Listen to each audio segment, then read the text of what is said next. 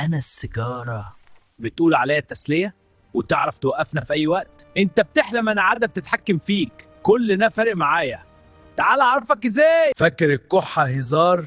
أنا نتيجة كل نفس دخان أخدته فضلت تكبر في هدوء، وانت هكون مش واخد بالك. أنا الضغط اللي بيعلى كل يوم، النيكوتين شد الشرايين وخلاها أضيق، القلب يضخ بقوة أكبر، وأنا أفضل أزود الحمل عليه لحد ما ينهار. أنا اللحظة اللي بتقلب الدنيا، الدخان ضيق الشرايين وأنا قفلتوها خالص. عرفت أنا مين؟ أنا جلطة القلب اللي حصلت لك بسبب السجاير. ثانية واحدة بس، بعد ما الدخان بوظ الشرايين استغل الفرصة وخلى حركتك تتشل خالص وحياتك تتغير فجأة. أنا جلطة المخ اللي هتحصلك بسبب السجاير. فاكر الموضوع بس شكل؟ أنا البقعة اللي مش بتروح، كل نفس دخان يسيب أثر، ومع الوقت ضحكتك بتبقى بهته.